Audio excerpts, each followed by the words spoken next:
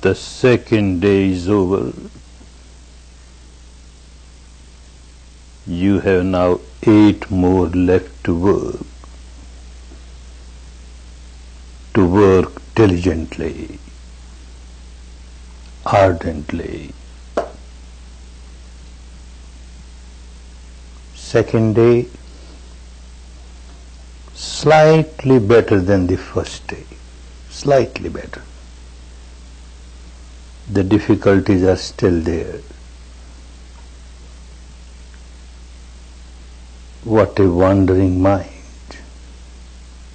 a fleeting mind, a flickering mind, so unstable, so infirm,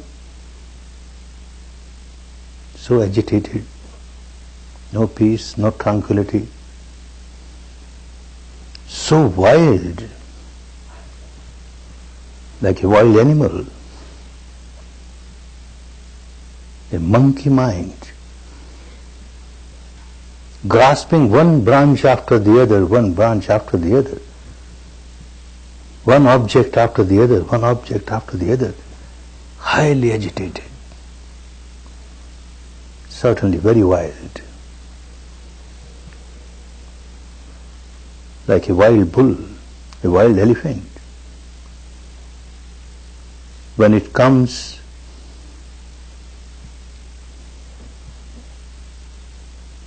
in the midst of a human society, dwellings of human beings, it proves so dangerous. It creates havoc, so harmful.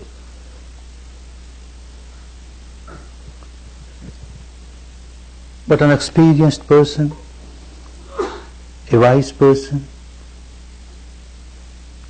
trains this wild elephant, the wild bull, tames this wild elephant, the wild bull, working very patiently and persistently. And once this wild animal is tamed, trained, all its enormous strength come to serve the human society. It starts serving the human society. Its strength was a great danger to the human society, and now this very strength turns into a great service to the human society. Similarly, this wild mind, so long as it remains untrained, untamed, very dangerous, very harmful. And if we somehow train it, tame it, its enormous strength starts helping us. And the strength of the mind, no comparison with the strength of a wild elephant. Many more times it is stronger, more powerful. No one can harm us more than our own wild mind. And no one can help us more than our own trained mind, tamed mind, disciplined mind. But as it requires a lot of patience to train a wild elephant, one who is experienced in training the wild elephant or wild bull does not get irritated, does not develop anger or hatred towards this wild animal. Very patiently. One works very patiently but persistently. Similarly, you have to deal with your wild mind very patiently. You want to get it trained in 1 day or 2 days? Oh no. No. And you become irritated because it is not getting trained. Look, I have given 2 days of my life and yet it's not getting trained. You become agitated, irritated, it becomes more wild. It becomes more dangerous. Patience. You have to work very patiently. Patiently, but persistently, continuously, ultimately, you will win. The mind is bound to get disciplined. But you have to work. No one else can work for you. You have to fight out your own battle. You have to work out your own salvation, your own liberation. None else can do that for you. Someone who has been successful in controlling the mind, someone who has become successful in purifying the mind, someone who has become liberated, enlightened, with all the compassion and love, this person will show the path. But you have to walk on the path. You have to take every step on the path yourself. Step by step, you have to reach the final goal. Nobody will take you on his shoulder to the final goal. Nobody can take anyone else on the shoulder and reach the final goal. Impossible. Each individual has to work. Of course, when you start taking steps on the path of Dhamma, the path of liberation, the path of enlightenment, the law of nature is such.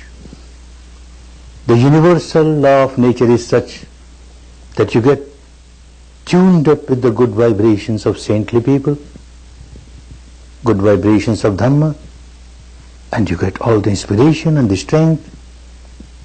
You start getting so much support. I know it with my own personal experience, and also the experience of so many students. You will get support. You call it grace, you call it mercy, you call whatever you like. You will get support. But still, every step you have to take on the path. You have to take every step on the path. An incident in the life of Gautama the Buddha. At that time he was dwelling in a big meditation center in the city of Shravasti, capital of the state of Kosala. Large number of monks and nuns will come and learn Vipassana from him. Large number of householders, men, women will come and learn this technique from him, get benefited. Someone who used to come only in these evening discourses but never practiced, he came one day a little earlier when Buddha was alone, came to him, paid respect, and said, "Sir, one question keeps on bothering me, and I hesitate to ask you when there are so many people around. Now that you are alone, permit me to ask the question." "Oh, go ahead. There should not be any confusion in your mind so far as Dhamma is concerned. Go ahead." And he said, "Sir, I am coming here for a number of years. I understand what you teach. It is good. But I examine the people who come here to learn. I have noticed that some of them have really become fully liberated, fully enlightened. It is quite clear with their behavior, with their lifestyle, with their dealings with these people, situations. It's very clear they are liberated people. And quite a few are not fully liberated, and yet a big change has come in their life. I notice it. A big change for the better has come. But then, sir, there are people like me who change. We are as we were. My question is, sir, you are so powerful, you are so compassionate. Somebody coming to you, taking refuge in you. Why don't you use all your power and your compassion to liberate us? Why somebody remains unliberated or half liberated? Please, sir, this question bothers me. Buddha smiled. This is what he kept on teaching, but people do not want to understand. What can he do? So he explained. And his way of explanation was always different according to the caliber of the mind of the student who has come. At times he will answer by counter-questioning. So in this case also, he started counter-questioning. Hey, from where are you? Sir, I am from Shravasti, this city, the capital of Koshala. Oh, no. Your facial features say that you are not from this country. You are from some other state, and you have come and settled down here. Oh, yes, sir, you are quite correct. Actually, I belong to Magadha, Rajgiri. I come and settled down here last few years. Good. Having come and settled down here, have you severed all relations with Rajgiri, with Magadha? You don't go there anymore? Oh no, sir, I keep going there. I still have my relatives there, I have my friends there, I have my business there. I keep going there. Every year I go many times to Rajgiri and come back.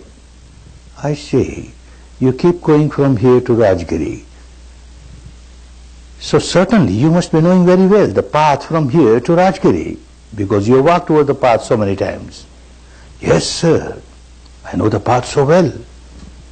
Now tell me, having settled down in this part of the country, you must have made many friends. And out of these many friends, some have become very intimate to you, isn't it? Yes, sir. Some have become very intimate. Those who are very intimate, they certainly should be knowing that you don't belong to this part. You are actually from Magad, from Rajgiri, and you have come and settled down here. And they also must be knowing that you keep going to Rajgiri and coming back every year so many times. Yes, sir. Then these people know that you know the path from here to Rajgiri very well. Yes, sir. Some of them must be asking you, how about this path? What kind of path? Do you keep it a top secret or you explain? What top secret, sir? I explain them very clearly. You start from here, from Shravasti, start moving eastwards, and you move this way, that way, you turn this way, that way, and you will reach Varanasi. And then you keep moving this way, that way, turn here, there, you will reach Gaya. And then you keep moving this, and you will reach Rajgiri. I explained the whole path very clearly. Very clearly. That means everyone to whom you explained the path must have reached Rajgiri. How is that possible, sir? If someone has not walked on the path, how will he reach Rajgiri? Young man, this is what I keep on telling every day. People come to me, understanding very well that this is a person who is fully liberated. He has reached the final goal. He knows the path from here to the final goal. They come to me. They ask me what is the path. Why I keep it as a top secret? I explain them very clearly. This is how you walk, this is how you walk, and you will get this station, and you keep walking, and you will reach the final goal. Someone just listens and says sadhu, sadhu, sadhu, and bows down 3 times, but won't take a single step on the path. How will this person reach the goal? What can I do? I have shown the path. My job is done. Somebody has started taking steps on the path. Someone has taken just 1 step on the path. This person is 1 step nearer the goal. Someone has taken 100 steps on the path. This person is 100 steps nearer the goal. Someone has taken all these steps on the path, has reached the goal. Each individual has to take steps on the path. No one else can do that. No one else. If I am thirsty and someone else drinks water, my thirst will not get quenched. For quenching my thirst, I must drink water. If I am sick and someone else takes medicine, my sickness will not get cured. I have to take medicine myself. So simple. And yet, we don't want to work. And we just expect some other supernatural power to be very kind, to do something for us. It doesn't work. Doesn't work. Each individual has to work out one's own salvation. Each individual has to take every step on the path. And he explains in his own words, the Pali, the language that he spoke, the language of India of those days. Tumme hikki changayatapang akkhataro tathagata akkhataro tathagata tumme hikki changayatapang. You have to work diligently, ardently for your liberation. Someone who has become Tathagat, that means one has become liberated. The literal meaning Tathagat, one was reached the final goal of ultimate truth, the eternal truth. One was reached that goal, will very compassionately point out to the path, this is the path. Akkha taro, he will just point out, this is the path. Akkha taro tathagata. Everyone who has reached that goal will only point out the path. But each individual has to walk on the path. Each individual has to work out one's own salvation. If this is accepted, and earlier one accepts it, the better. One accepts that I have to walk on the path, every step I have to take to reach the final goal. Then the question comes, what is the path? And how to walk over it? And he explained. He kept on explaining. This is what he did the whole life. Kept on explaining the path, the Dhamma. Dhamma means law. Dhamma means truth. Dhamma means nature. The law of nature, universal law of nature, which governs the entire universe, animate, inanimate,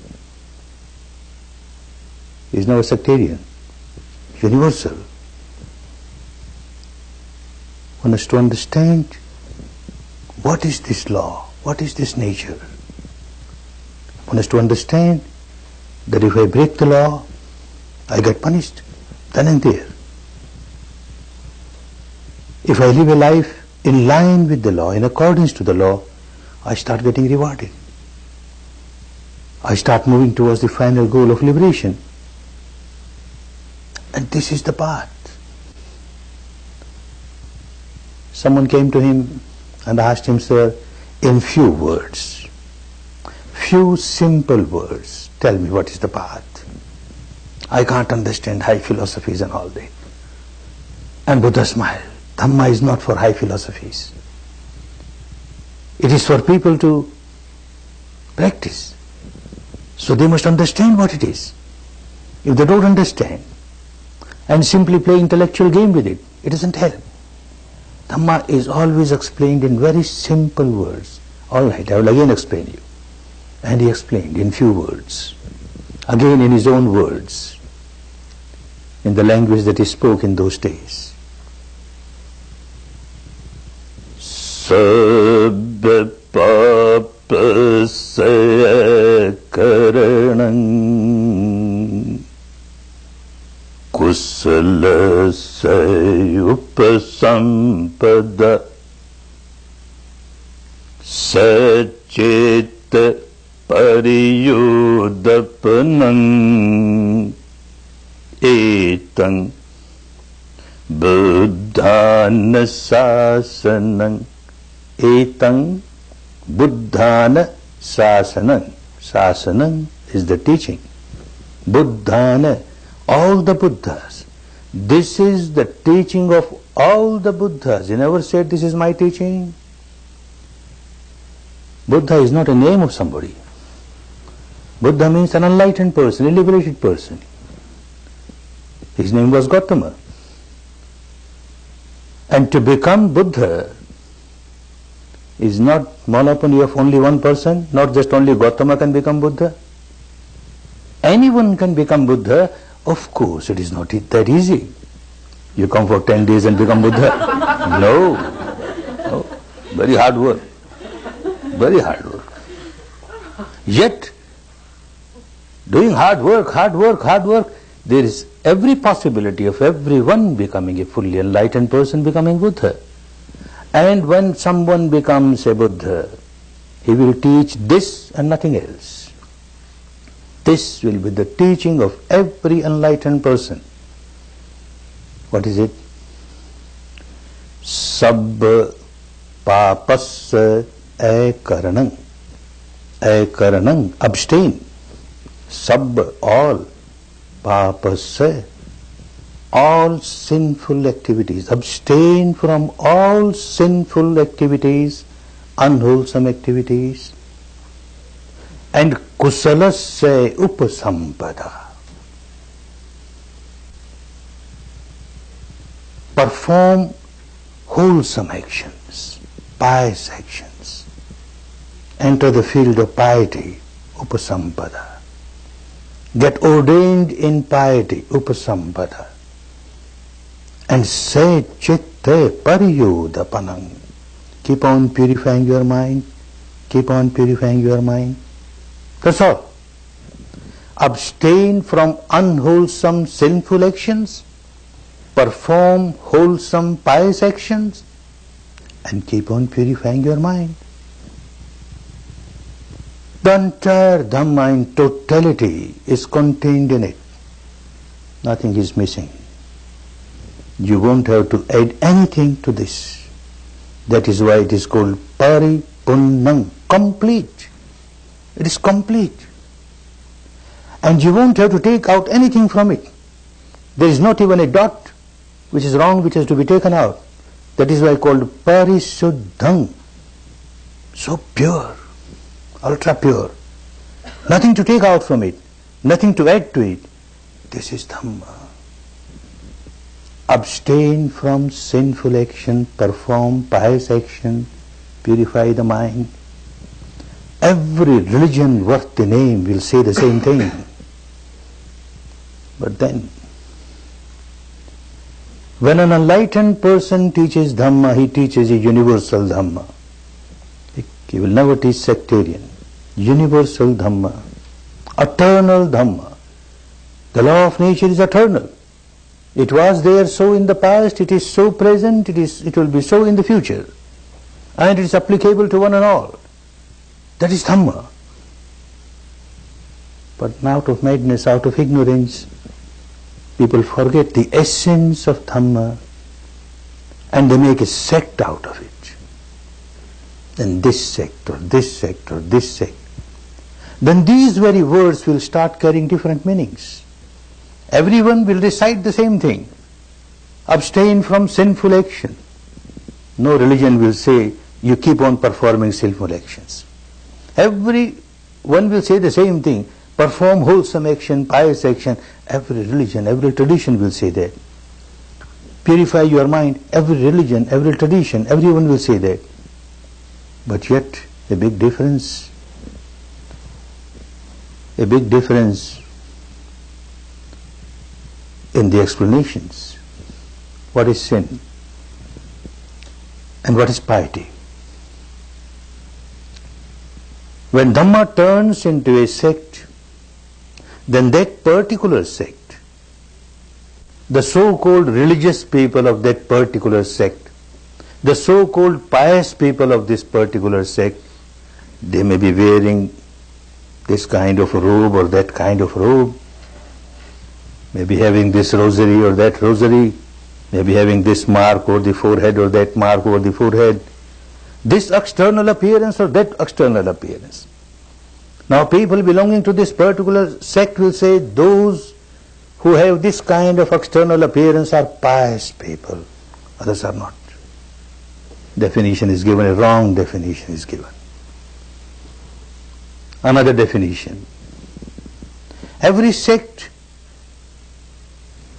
people belonging to that particular sect will perform this kind of rite or that kind of ritual, this religious ceremony or that religious ceremony. Every sect will have different rites, different rituals, different ceremonies. And those belonging to a particular sect will say, those who are performing these rites, these rituals, these ceremonies, oh, they are pious people. And those who do not, they are not pious, they are sinful. Another mad definition is given for sin and piety. One more definition is given, which is still more confusing. Every sect has some belief, some dogma, some philosophy. We believe in this philosophy, this dogma. Those who believe in this dogma, in this philosophy, are very pious people. Those who do not believe, they are not pious people. Such kind of definitions of sin and piety harm Dhamma. Dhamma is no more Dhamma. In Dhamma, the definition is universal, not sectarian. External appearances will differ from sect to sect, from person to person. Rites, rituals, ceremonies will differ from person to person, from sect to sect. A philosophical belief may differ from person to person, from sect to sect. But the definition of Dhamma cannot differ. It is universal and it is eternal. What is sin? What is unwholesome action? Any action, physical or vocal, any action that you perform and it harms and hurts other beings, it disturbs the peace and harmony of other beings, is a sinful action, is an unwholesome action. And what is a pious action? What is a wholesome action?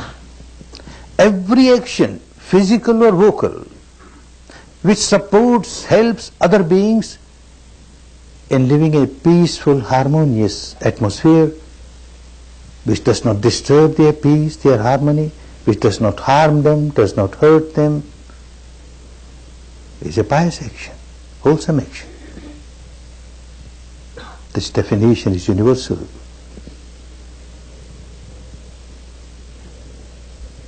As one keeps going deeper in Dhamma, at the experiential level, it becomes so clear that this is in line with the law of nature, in line with the law of nature. The first, abstain from all sinful action, is called Sila, living the life of morality. Don't perform any action, physical or vocal, which will harm other beings. Live a moral life. Perform wholesome actions. And the most wholesome action is to be master of your mind. Never remain slave of your mind. Learn how to concentrate your mind, one-pointedness, with the base of wholesomeness, without having anything against anybody, anger or hatred or ill will. This is the most wholesome action. This becomes very clear as one starts taking steps on the path. The teaching is so universal, so universal. The first is called Sila, the second is called Samadhi, and the third, purification of the mind, is called Panya, that means wisdom, insight, direct experience of the truth inside, and developing the wisdom of the law, the universal law, and changing the habit pattern of the mind at the deepest level. Now the first Shila, morality. Initially one starts understanding it merely at the intellectual level. Yes, I should not perform any action at the physical level or vocal level which will harm other beings. For example, if someone comes and hits me, kills me, I certainly don't like it. I don't like it. So if I hit others or kill others, this person will not like. So I should not do anything which I don't want others to do for me. I should not kill. This will hurt others, harm others. If someone steals away, robs away certain thing which belongs to me and which is very dear to me, I don't like it. I feel hurt. Therefore, I should not steal anything belonging to somebody else. This will hurt this person. I should not do it. Someone rapes or has sexual misconduct with a member of my family, I don't like it. I get hurt. Similarly, I should not do the same thing. Others will get hurt. Someone speaks lies and tries to deceive me, I don't like it. I should not speak lie and try to deceive others. Someone speaks harsh words and I don't like. I should not speak harsh words to others. They won't like it.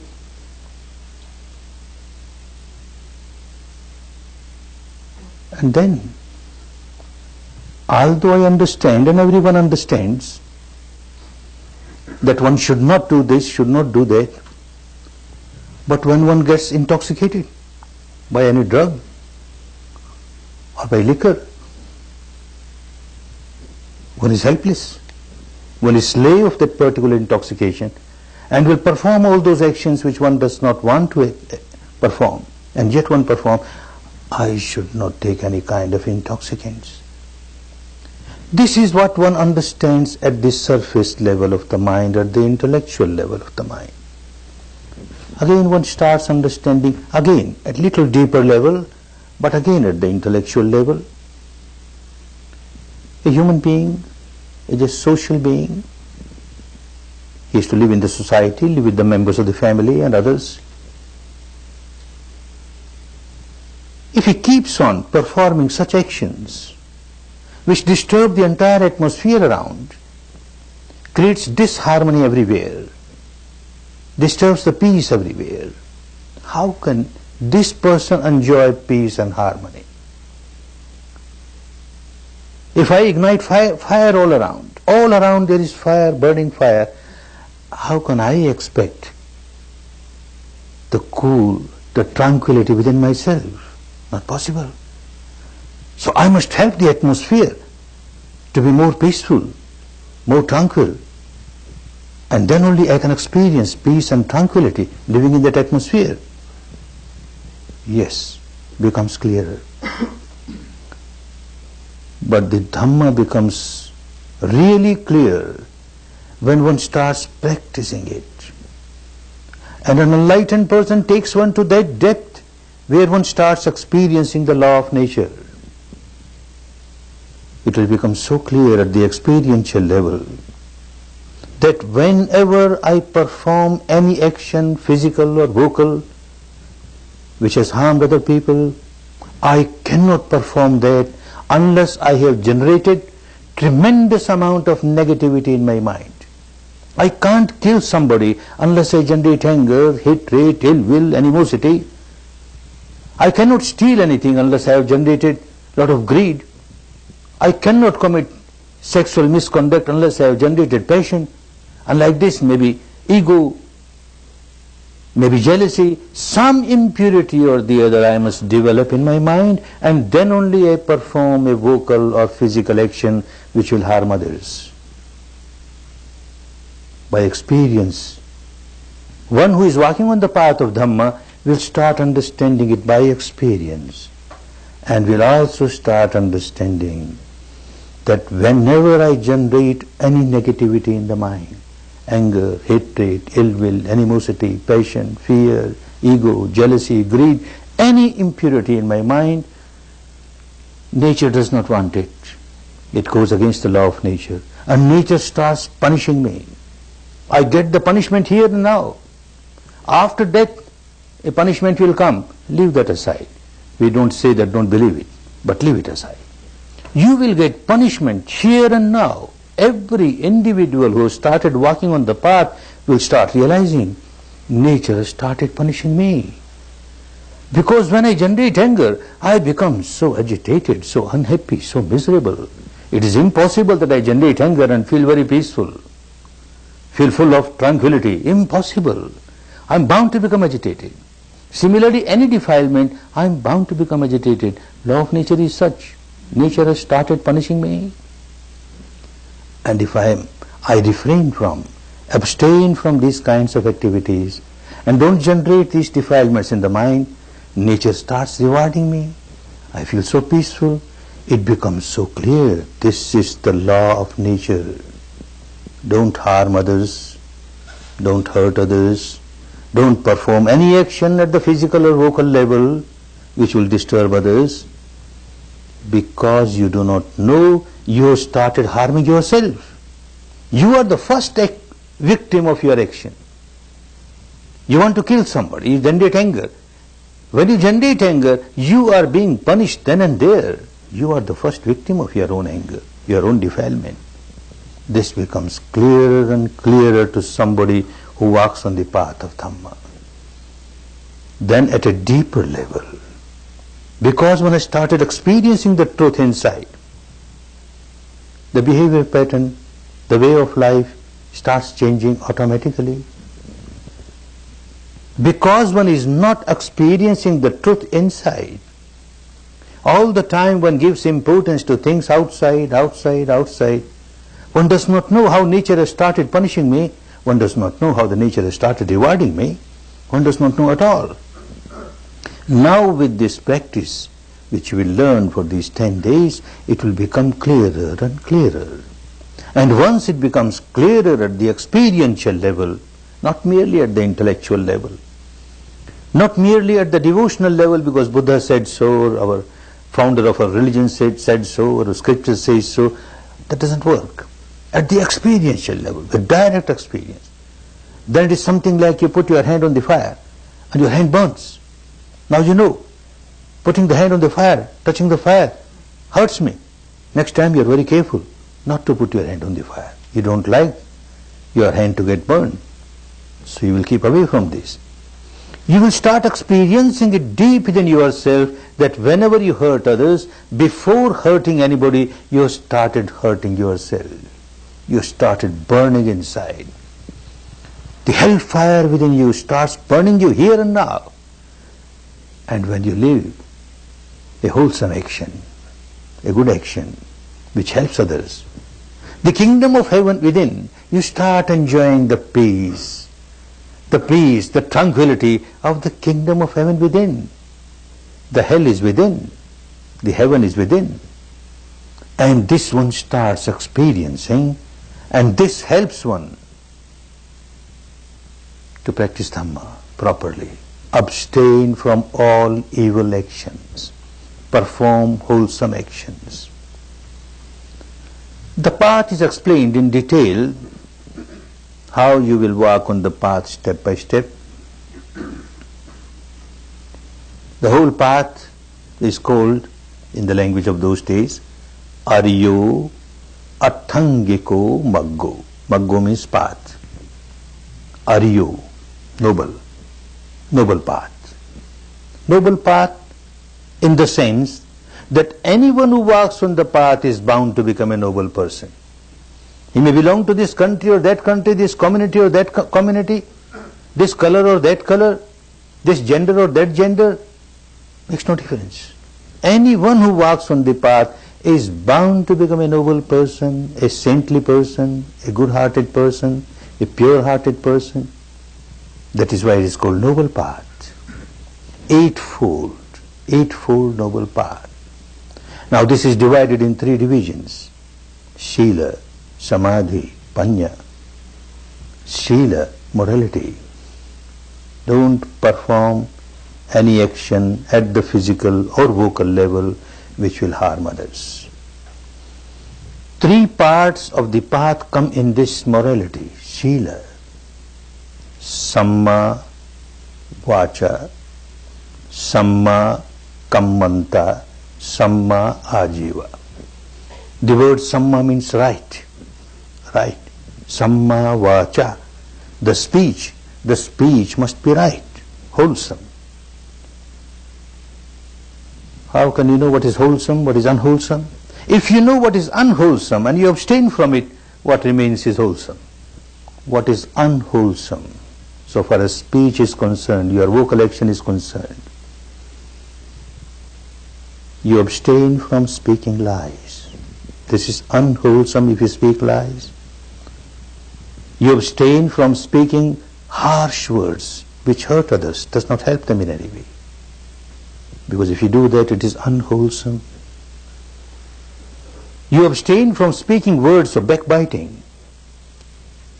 2 persons are friends, and you hear something from here and then say something else to the other person, and then you hear something, you break their friendship, make them enemies. You have performed unwholesome action. Or you just talk slanderous words, unwholesome action.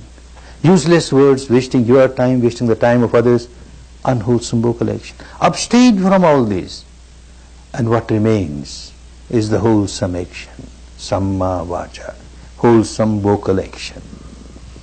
Samma Kammanta, wholesome physical action. Same yardstick.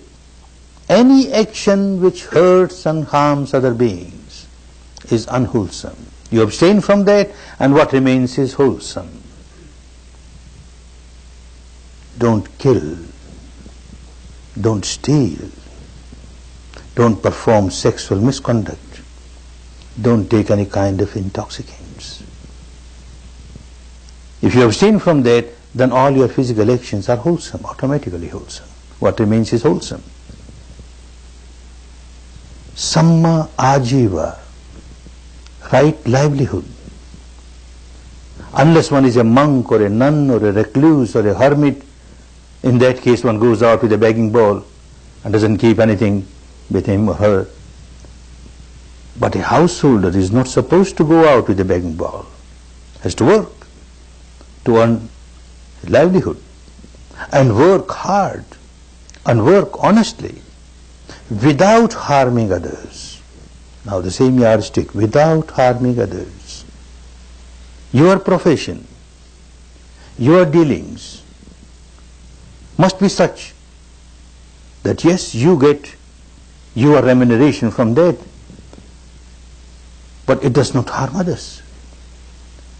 If you get lot of profits in your business and that business is harming others, it is not Samma Ajiva, not Samma Ajiva.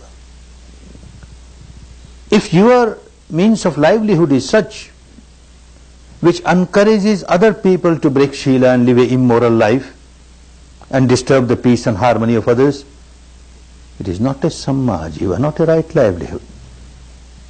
For example, someone starts doing business of arms, ammunitions, guns, bullets, bombs, atom bombs, hydrogen bombs. One gets a lot of money, good profit. But anyone who buys will use it for killing others.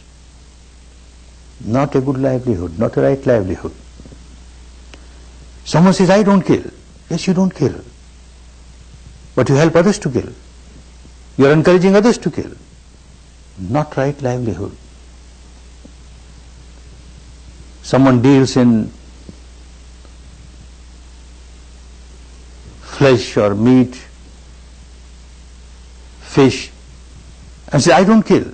Somebody else is killed. You are encouraging someone else to kill. Not right livelihood. One deals in animals, grazes animal, and then gave it to the butcher. He kills. I don't kill. No, you are encouraging it. Not right livelihood. One deals in poison. Anyone who makes use of it to kill others. Not right livelihood. Like this, anything. The commodity in which you are dealing, if it encourages others to break their Shila, then your livelihood is not livelihood. Even certain livelihoods which look quite wholesome, but the motivation is wrong. If the motivation is wrong, it becomes unwholesome. One incident in my life years back, when I was not in contact with pure Dhamma, I never knew how to observe things inside. And yet I used to feel myself a very Dhammic person, a very religious person, performing this rite, that ritual, this, giving this donation, that donation. I never knew pure Dhamma. It so happened, a member of the family became very ill, and it so happened that the family doctor was out of the station. I had to call some other doctor. Another doctor was very famous doctor, but very busy doctor. Whether he will agree to give a visit at home or not, let me go personally and persuade him. I went to him. Usually there's a big crowd of patients. Now I find nobody. He was just alone. Of course, I was happy that if he's alone, he will come. But out of curiosity, I asked him, how is it, doctor? Every day there is a long queue of patients in your dispensary. Today nobody is there. With a very long and sad face, he says, Goenka, this season, this part of the year, always there is some epidemic or the other. I don't know what happened this year. There is no epidemic. I felt so bad. What a noble profession, a doctor's profession, a physician's profession, to serve others, to come out of illness. And look his motivation. He wants more and more epidemic to start. Not that all doctors are like that. We shouldn't condemn every doctor. But that was the case. And I felt very bad. But at that time I never knew how to observe the reality inside. So long as one does not know how to observe the reality inside, one keeps on finding fault with others. Look, so-and-so is so bad, so-and-so is so bad, so-and-so is so bad. When I started this technique, observing the truth inside, I found out I am worse than the doctor. I come from a business community, a business family, and we know the business people, mostly, the motivation, they have their own vocabulary. Suppose there is war or famine, consumer goods are scarce, prices start shooting up. In our language, commercial language, we say, market is improving. Wonderful. Market is improving. We get more price, more profit. Whatever stock you got will bring more profit. Market is improving. No more famine, no more war. Lot of consumer goods. Market has gone down. And with a very sad heart, we will say, oh, market is crushed. So bad. It is so bad. What attitude? What kind of motivation? We don't care whether people suffer or not. We must get our money. Oh, this one will not understand unless one starts observing the truth inside. One remains so much involved in the madness. There is nothing wrong in doing business. One has to earn money reasonably, without harming others. Provided one keeps on understanding that I am playing the role, an important role to serve the community in this particular way. One may be in any profession, but if one keeps on thinking that by this profession I am serving the society and in return I get my remuneration from the society, then serving the society becomes more important. Remuneration will certainly come, nothing wrong. A businessman buys from the manufacturer and distributes to the consumer, nothing wrong in that. Every consumer cannot run to the manufacturer to buy his requirements. There must be a middleman. But this middleman, if he starts thinking that I am here to exploit and get money, then this rat race of money will make this person mad. Far away from Dhamma, far away from Dhamma. Samma Ajiva wants you to have a good volition, good motivation to earn money without harming others. Serving people, a member of the society parts his or her own role to serve the society in the capacity that one can. All these three, Samma Vacha, Samma Kammanta, Samma Ajiva, right speech, right physical actions and right livelihood, they all come in the first part of Dhamma, Shila, morality. If the teacher of Dhamma had only taught this, then he was not an enlightened person. Enlightened person will teach the totality of Dhamma. This is only partial Dhamma. Just to teach people and tell them, oh, you people of the world, you should not do this, you should not do this, you should not do this, should do this, you should do this, you should do this. People will hear from this ear and it will go out of the other ear. It won't have any effect. Because one knows very well that I should not do this, I should not do this, and yet one keeps on doing the same thing. A drunkard knows very well that it is not good for me. I must come out of this addiction.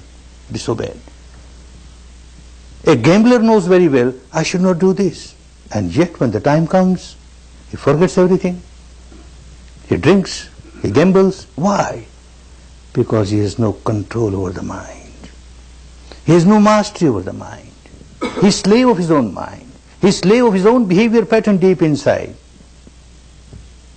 Dhamma is not complete just to give sermons like this. Just to talk of Srila doesn't help. So the next step, samadhi, mastery over the mind. You have to learn how to become master of your own mind. You have to learn how to concentrate your mind. And concentrate your mind with the wholesome base. Kusala chittasya ekagrata. The concentration of mind with the base of purity. This is samadhi. Another three parts of Dhamma come under this division of samadhi. Samma vayamo, samma sati, samma samadhi, samma vayamo. Right type of efforts, right type of exercises. You have to take some exercises. When your body is weak, when your body is sick, unhealthy, so weak that you can't take even few steps, you keep on dangling here, dangling there. Somebody will ask you, advise you, take this exercise, make your muscles strong, make your body strong. Similarly, when the mind becomes weak, and all of you have noticed 2 days, working 2 days, what a sick mind you are carrying. What a weak mind you are carrying. Dangling here, dangling there. So infirm, so unstable. You have to do some exercises to make it stable, firm, strong, healthy, sound. Any exercise which makes your mind healthy is a good exercise. This is samma vayamo. There are 4 exercises. In Dhamma, every exercise is examine yourself. First exercise, examine yourself. Oh, even at the surface level of the mind, at present I have got this voice, that voice, this voice, this voice. Get rid of them. Get rid of the voices which are there. First good exercise. Second exercise, again examine your mind. My mind does not carry this particular voice or this particular voice. Close all the doors of your mind. Whatever impurity is not there, don't allow it to come. Second good exercise. Third good exercise, again examine your mind. My mind has this particular virtue, that particular virtue. Don't develop ego because of that. Don't develop proud because of that. This virtue is there. This is the reality.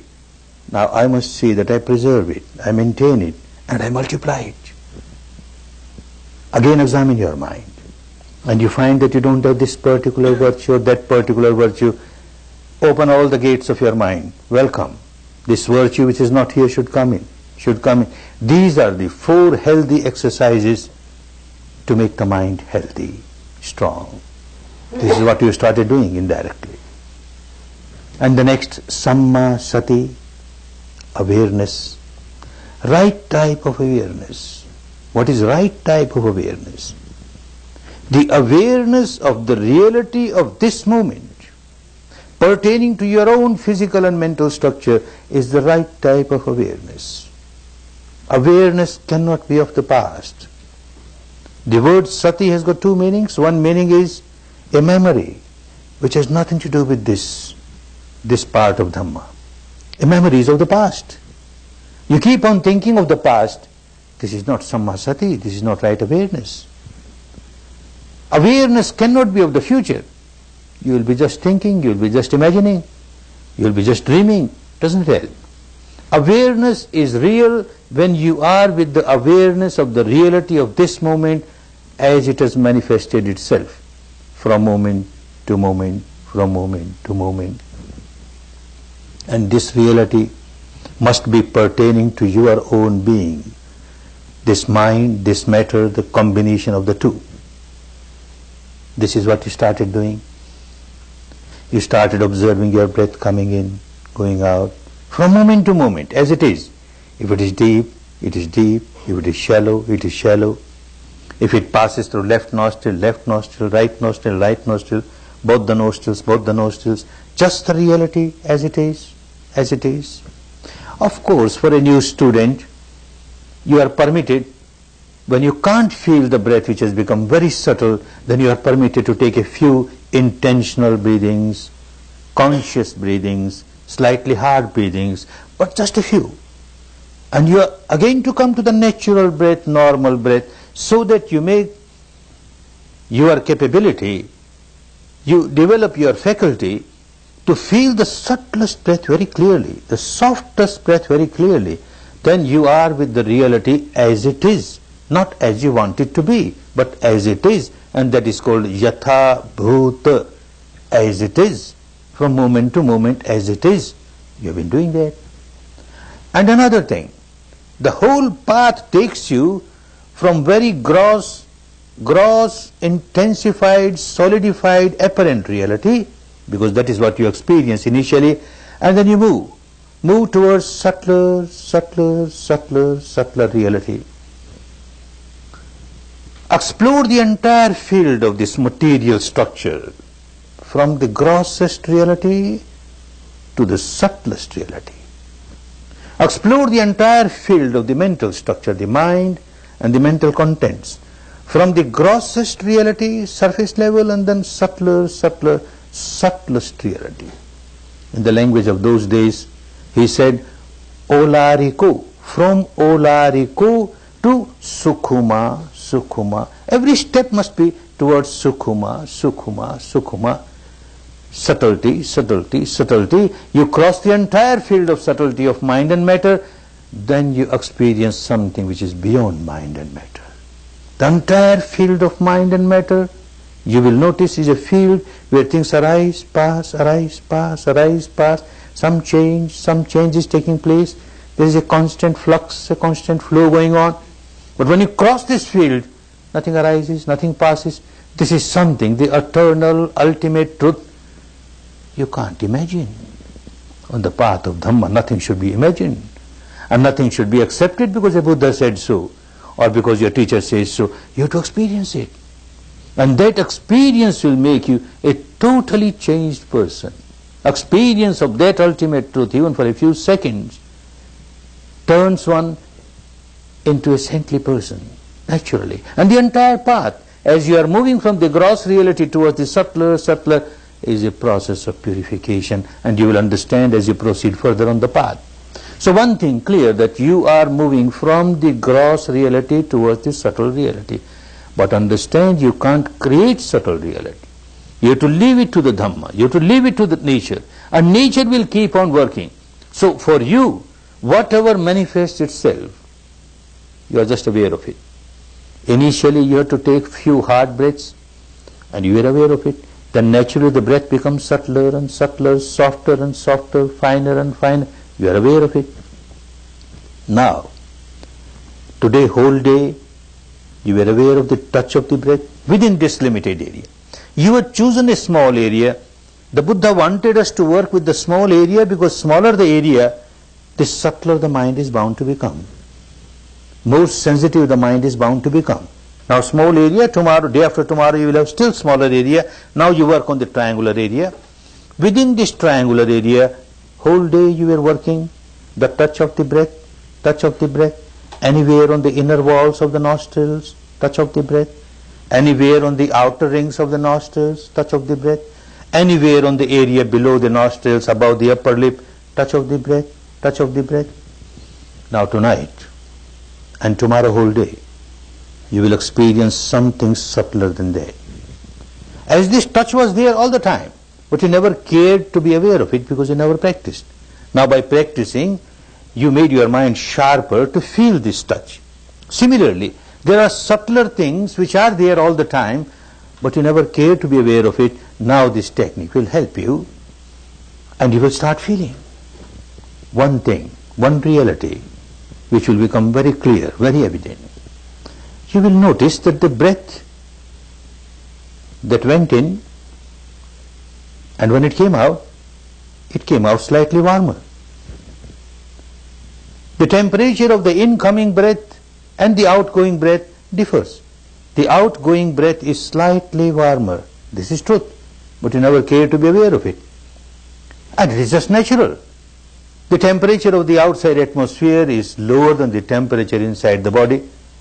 So this breath from the outside atmosphere going in your body comes in contact with the warmer temperature there and comes out slightly warmer.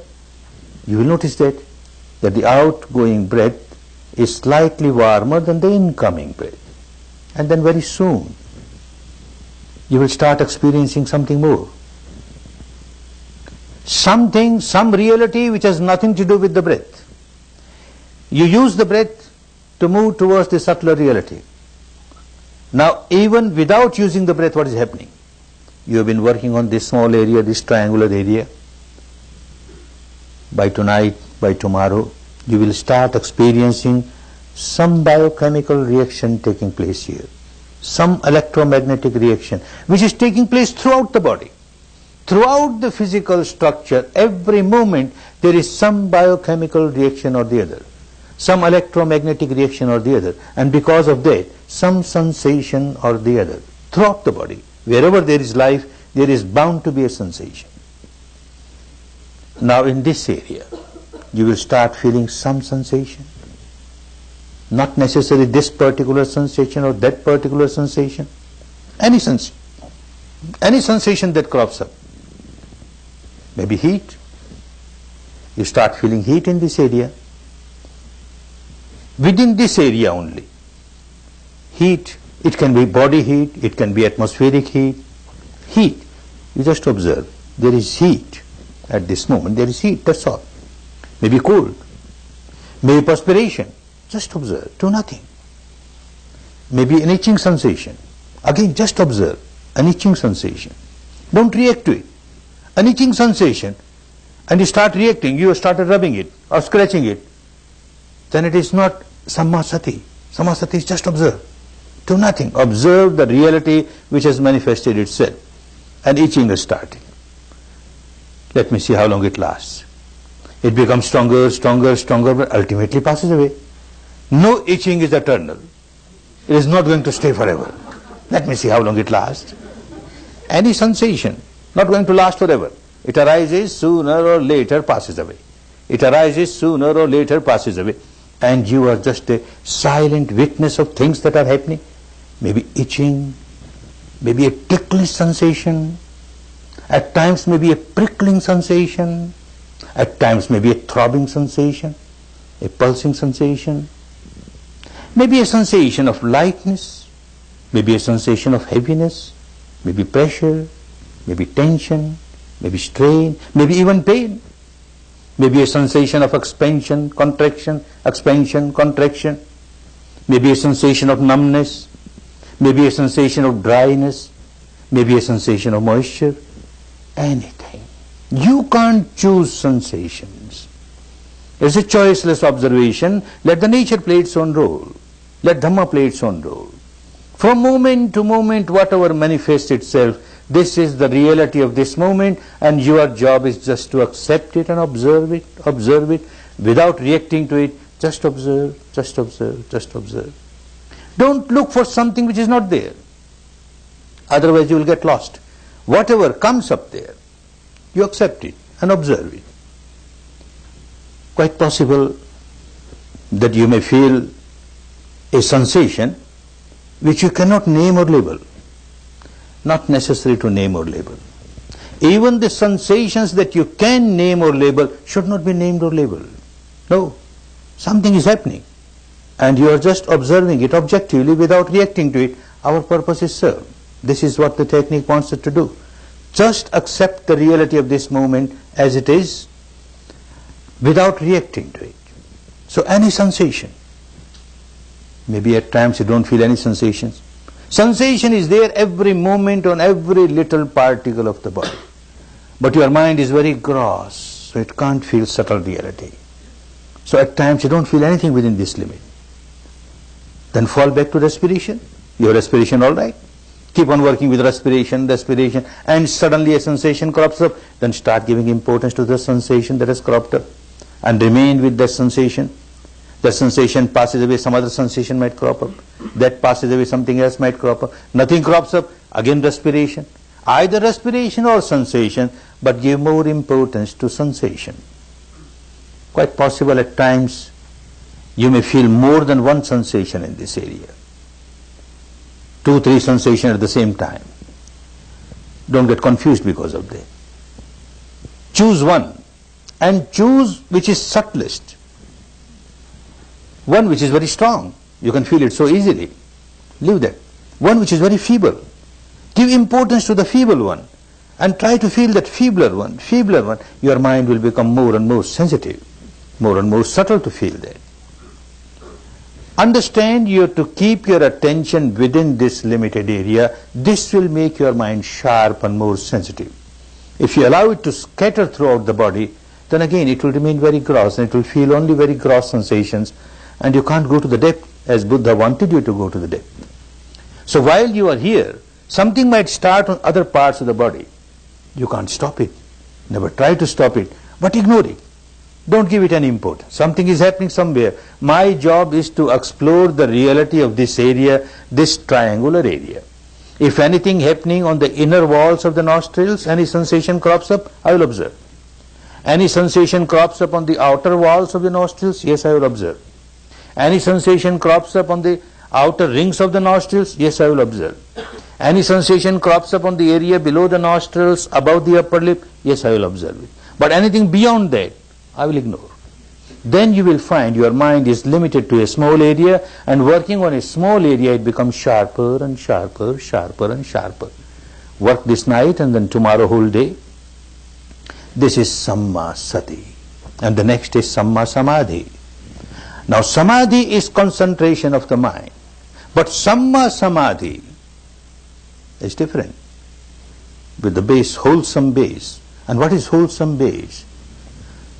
Free from moha. The other day we talked moha, ignorance, no illusion, no delusion, no hallucination, no confusion, and no imagination. The object of your concentration should be real. Whatever you are practicing as Samma Sati, awareness of the reality of this moment that you are experiencing within this limited area. Now this reality and your awareness of this reality, this moment, next moment again you are aware of the reality, next moment again you are aware of the reality, like this from moment to moment, from moment to moment, from moment to moment, without any disturbance. If you keep on observing the reality from moment to moment, this may change, this sensation or that sensation, but you are within this area, and the reality that is manifesting here from moment to moment, from moment to moment, how long you continue to be aware without any interruption, that much is your samadhi stronger and stronger, and it is Samma, right, because you are with the reality that you experience. No imagination is involved. A mind can get concentrated with an imaginary object, a shape or form of this god or that god, this goddess or that goddess, founder of this religion or that religion. You can imagine the shape or form of this face of this person, keep on repeating it, this imagination mentally your mind gets concentrated. Or you keep on working with the word, keep on repeating it, verbalization, mind gets concentrated. This is not the natural reality.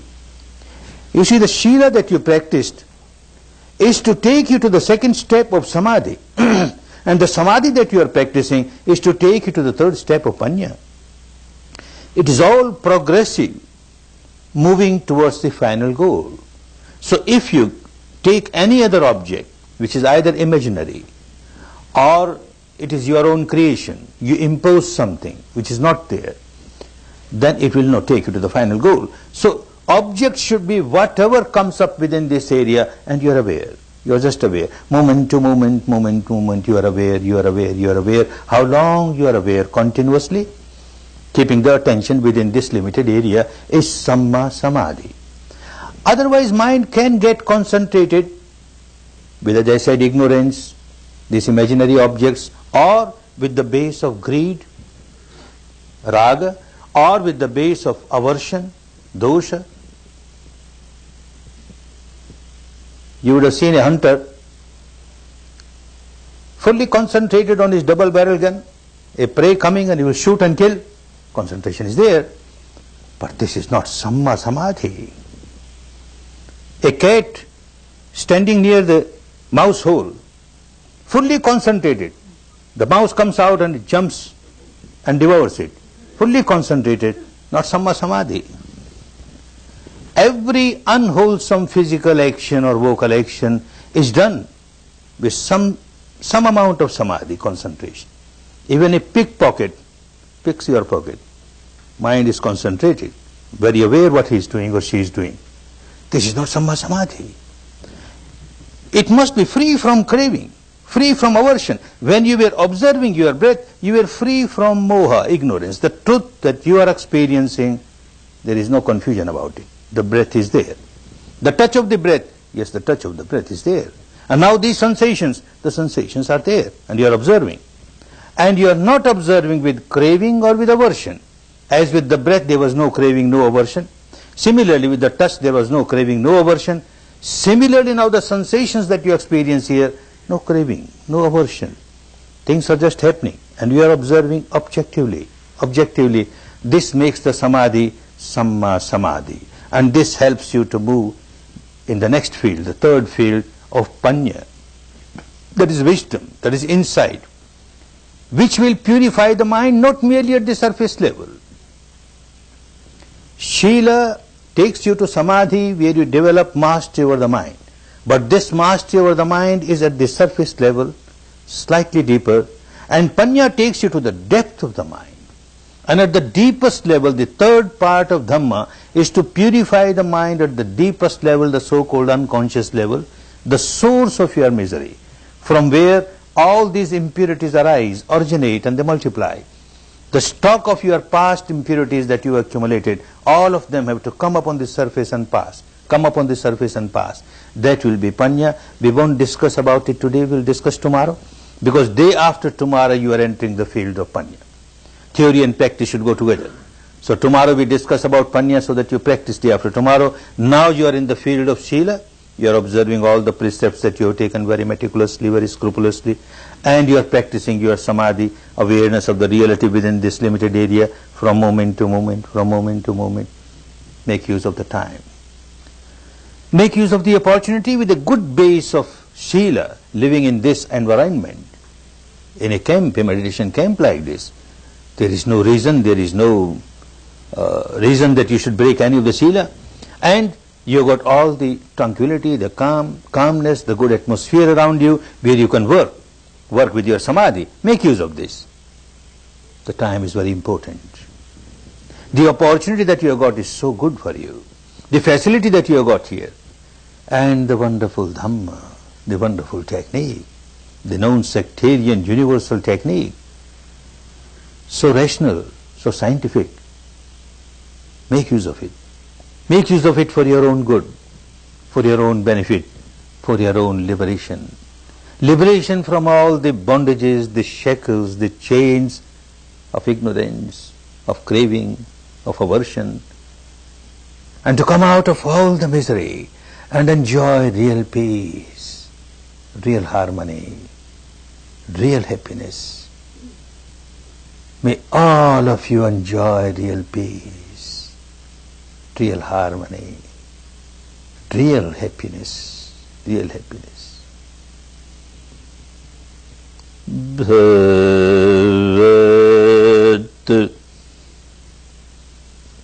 Sarva Mangalam Bhavat